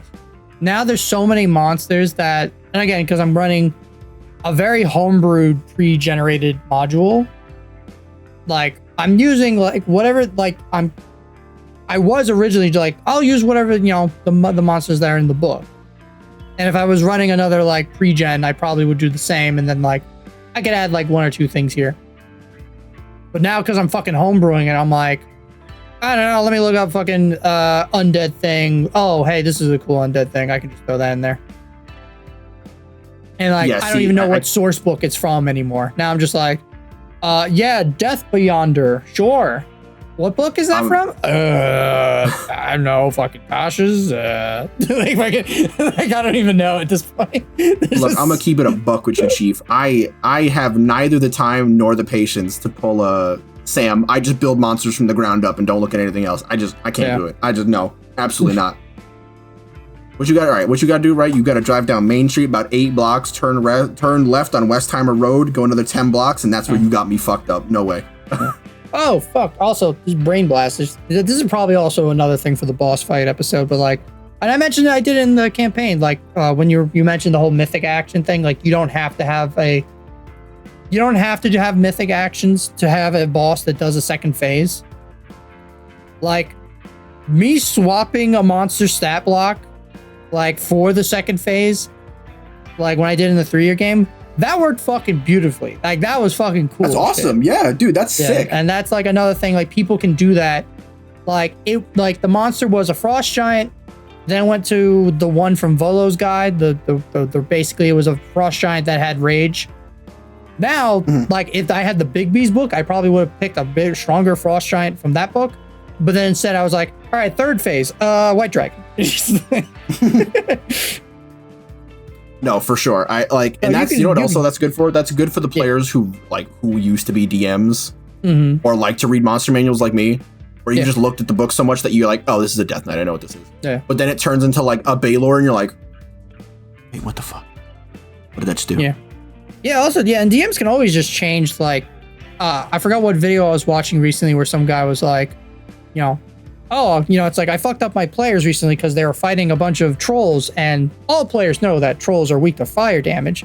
So what do? They pull out their trusty old flame tongue, and they stab the troll. Little did they know that I homebrewed the shit out of this troll, and now the troll is on fucking fire, and it does fire damage, and it's healing. And the player's like, oh. And basically the DM just swapped, like, instead of it dying from taking, you know, fire damage, I think it like was like cold or poison or some shit. Like little changes like that, you can like fuck with players and people who know, like, and read them, like you read the monster manual, or who like know certain monsters that are like, I don't know, a fire elemental is weak to cold damage, and it's like, oh yeah, well this is like a nuclear gas fire elemental that actually gets bigger with water damage. Idiot. You're just like, oh fuck no. You know, it's funny, in the episode we had on player agency, that exact thing was one of the examples that said don't do this because this takes away player agency. So I'm out here just like wait, how does that take player agency? I get the argument was that the players could not have come to the conclusion not to bring a bunch of fire stuff because there was no information. Oh, the DM gave. It was it's the separate. Again, I'm on the side of, I think you and Josh, I think when we last talked about this, you guys are on the opposite side where it's like, unless the player, like, there are some basic things I think in character players would know. Like, if you're like a level 3 character and you run into a troll, like, as a DM, I would make you roll like a history check or some shit just to be like, do I know that trolls are fucking weak to fire damage? Matt knows that trolls are weak to fire damage because Matt ran trolls in the last campaign, but now I'm a player. I'm level 3. I was a farmer 2 weeks ago. Not need to fuck. Yeah, I mean, I still absolutely disagree with this. Although I think an argument that I think people forget a lot of the time, and this is not me calling you out, is like characters in this world these things are not mythical monsters. These are like, oh yeah, there's a troll 3 blocks down. You know, like yeah. They are for the most part semi-average occurrences that you have to deal with, right? Like you have to deal, if you're a farmer, you have to deal with a troll trying to take your shit or goblins raiding your house. Yeah, but so there is a lot of knowledge that I think even a lowly peasant would know, right? Like I think so, but I compare it to like the Witcher games, and it's the same thing. It's like, yeah, they know that these monsters are out there, but most of the time, like people like if a monster attack happens, it's very like it's rare occurrence. Yeah, everyone knows that like I forgot what they're fucking called, but the big deer, not the Leshen. No, not the Leshen. There's like it's like a big hulking monster with like a deer ram head or some shit. I forgot what they're called. But the bovine defense force? Yeah. Something like that. Yeah, so like most people when you talk to them in The Witcher, like they're like farmers and peasants and shit, like they don't know. And then you have the superstitious people that are like, yeah, I know the fucking goat troll is out there and he'll fucking eat your babies if you attack a cow and shit. But like none of them know what it does. Nobody knows like does the cow protecting ram troll, is it weak to fire damage? Like they don't know that. There could be stories and like superstitions and shit where it's like, yes, you know, I tell like scary stories to my kids of the tentacle faced monster that eats brain. And then when your players are adults and they run into a mind flare and it's like, oh, that's what that nursery rhyme was about. Better put on my helmet. Just like yes. So I do see what you're saying. I think the big difference with The Witcher is that Witcher is, for most people, a very low magic setting. And D&D likes to talk like it's a low magic setting, but it fucking isn't. I think that's the problem. I think Forgotten Realms is trying to be the Middle Earth. It's low fantasy, but it is 100% like, it's not Eberron level high fantasy, but it's fucking high fantasy. 100%. It's high fantasy as fuck. Yeah. Like the fact that you're supposed to be as a wizard, you are a college graduate at level 1. Yeah. Like,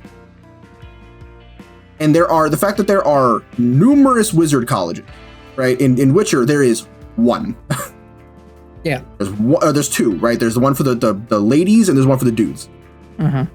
You got what? 7 wizard colleges, and that doesn't even count the bard colleges, which also teach you magic. So, and you know, all of the churches that casually have magic, like, there's so much magic in 5e that I like. So here's the thing, right? I bet you what it would likely be is they wouldn't know specifically to like coat your sword in oil and that will help you fight trolls. But I could almost every peasant town knows trolls don't like torches. Maybe a troll ran through town and someone threw a torch at it and it ran away, right? Like that's simple, right? Trolls don't like torches. This is where the dickhead in me is like, yeah, no shit, everything hates fire. Yeah, everything does hate fire, but like, or the whole thing of like, oh no, orcs attack. What do? We got a bunch of torches. Nah, they're not weak to fire, idiot. What's wrong with you? Like, damn. Well, so like, what's another? Like kobolds. Everything's kobolds are like useless and dumb. But like, it's like, no, don't do that because kobolds are tricksy. Kobolds are tricksy. They will do some weird shit to you. If every time you think a kobold is running away, it's leading you to your fucking death. Don't follow kobolds. So like, stuff like that, I think is common now. And the issues, there are so many monsters in the monster manual. Like, reasonably speaking, I think players should have a decent understanding of the following. Like any classification of person should have a decent understanding of beasts, giants, and undead. Right? Beasts, because it's like, you know, with the caveat of a T-Rex, right?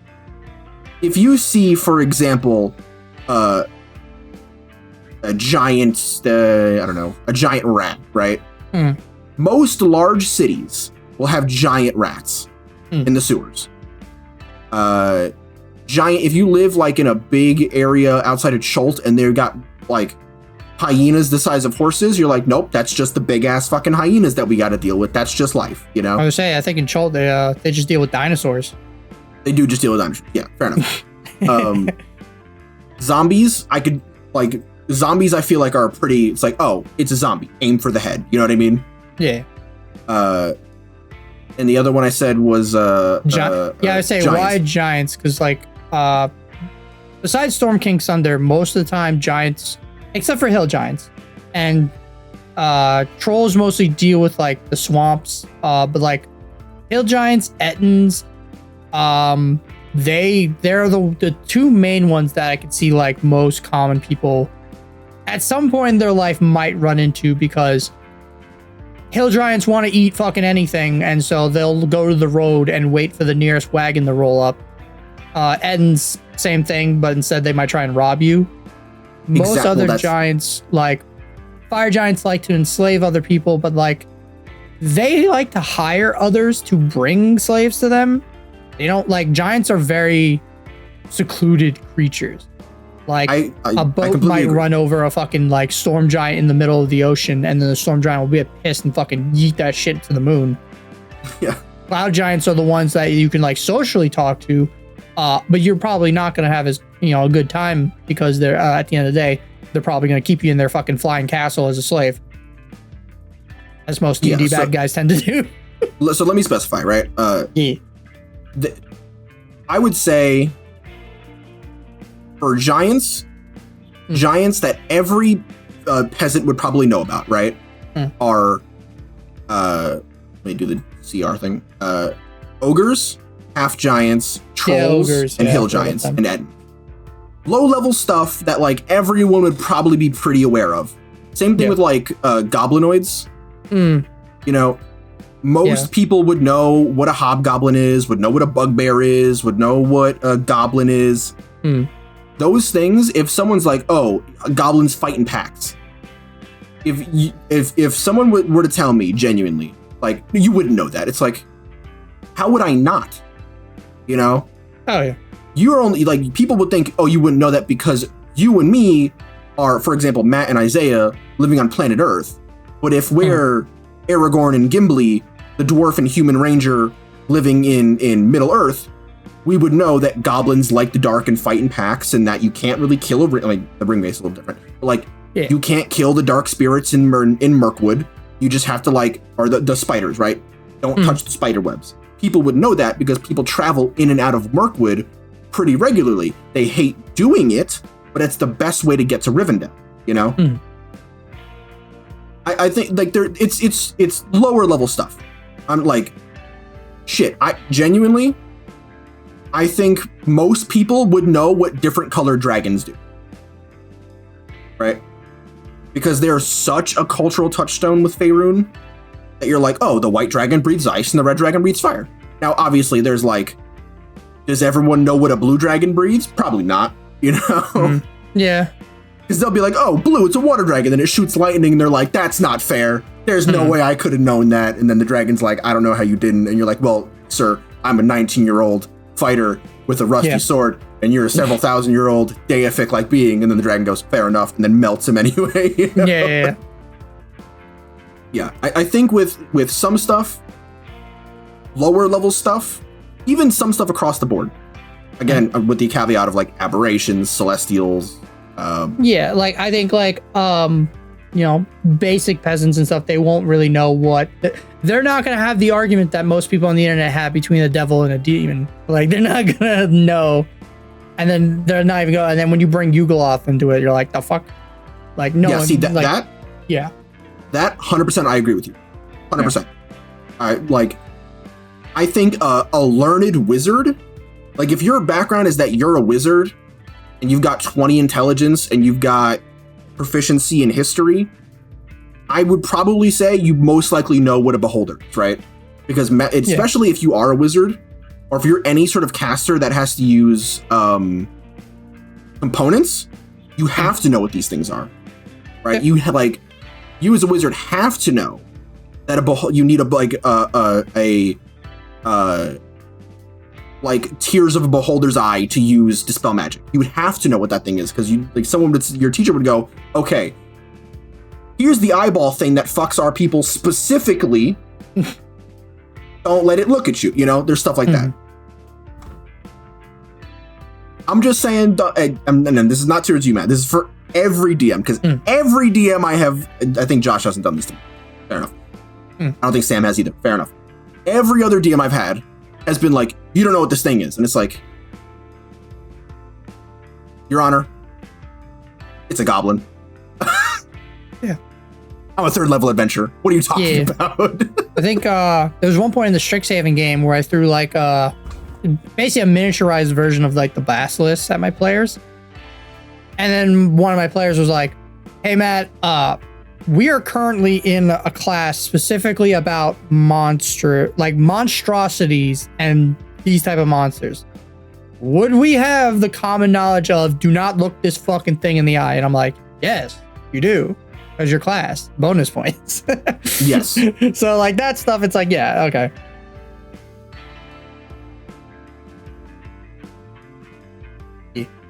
Yeah. That's pretty much all I had. I'm gonna be real. We were ranting about monsters at the end there. Monsters. Next session we're gonna go. I'm gonna go hard on boss fights. I'm gonna have a checklist and everything. Don't worry. We're probably gonna repeat a lot of points we talked about here because we went way more into detail than I thought we would. But that's fine. Because we're gonna have Josh. We can go even harder. Hell yeah. Yeah, that's us. So this is kind of a quick end. Sorry about that. No final. No final thoughts. Final thoughts. Make your boss fights interesting. Don't worry about the numbers too much. As long as people are having fun, your money. I will say, what's the XP level 3 video where that's like the Giga Chad DM? Yes. I know a lot of people, it's a big argument too, but I know, like, because I've said I fudge like the monster's health mostly for fights. If I feel like a fight is going too long, I'll take off a chunk of health. If I feel like the fight is not going long enough, I'll add some health. But I really do not like the whole, like, at the end of the video where he's like, oh, I just give, like, I make sure everybody gets to do one cool thing in combat, and then I make sure the monster does one cool thing in combat, and then if, like, someone does something real epic, then I'll just have the fight end. And just not even, like, track hit points. I'm like, that's... I don't know. I mean, I get it, but also I really don't like that. That it just ends? Yeah, no. So basically what the idea is, as long as everybody has done one cool thing, and then the boss gets to, like, let its ultimate out, let's say it's a dragon, and then after that checkbox has been done, then if one player, like, gets a crit or they do a cool maneuver, they think outside the box and, like, attack the boss, then the boss just dies. I actually don't hate that. I'm gonna be real. Really? Yeah, well, because it puts ultimate control of the flow of the fight in the DM's hands. Yeah, but that's not D&D, if you're worried then. about, it's like that's a different, like, I forgot what game, because there's a game that actually does that system. That basically has that where it's not Dungeon World. I got Josh might not actually know. Like, I get the appeal of it. I just don't like it for, I don't know, my games, D&D. I don't know. It also just, it kind of makes what the players' actions do. Like, yeah, it's like, oh, if the players pop off and they do something really cool, but then it's just like, but then there's no point of having, like, damage and, like, math, like the hitting. Like, I know someone doesn't like math, but, like, then what the fuck is the point of, like, trying to attack the trying to do damage to the monster? What's the point of all these spells I have to, like, hit the thing?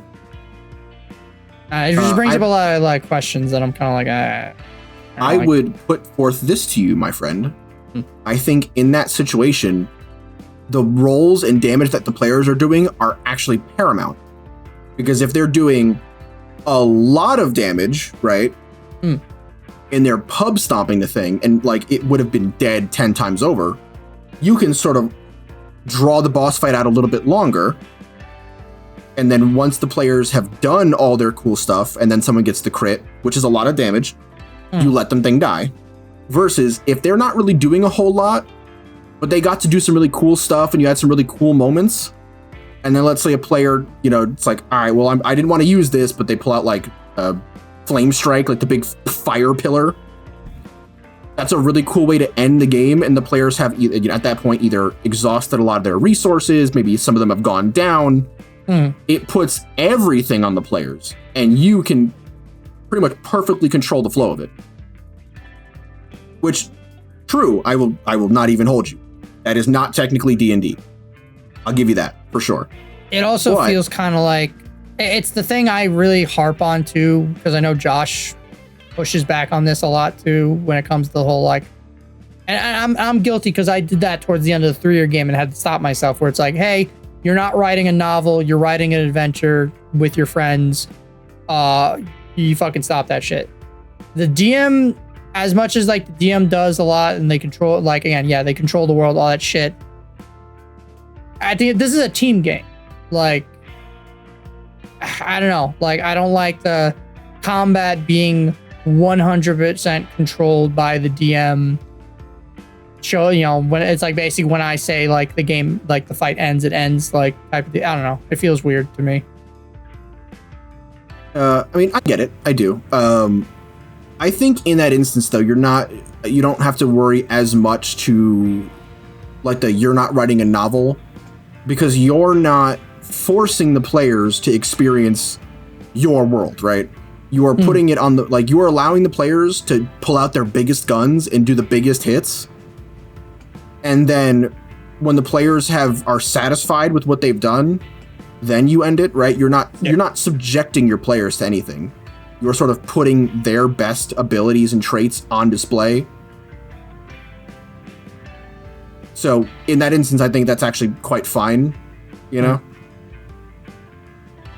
Okay, it's philosophy. Like, you don't agree? It is what it is. Yeah. ED what ED. Alright. But yes. Yeah. Yeah. I mean, I did it at the. That was the finishing thoughts, I suppose. Man. Don't forget to follow us on your podcast platform of choice and also the X Twitter. X gonna give it to you. No, that I can't stand. Follow us on Twitter. Or just combine the words. No, that's even worse. Xter. No. Twix. No, that just sounds Twix like illicit materials. Genius. Marketing genius right here. Twix? No, we're actually gonna get canceled. No. Cease. Cut that out. Cut that right now. All right, y'all. See you later.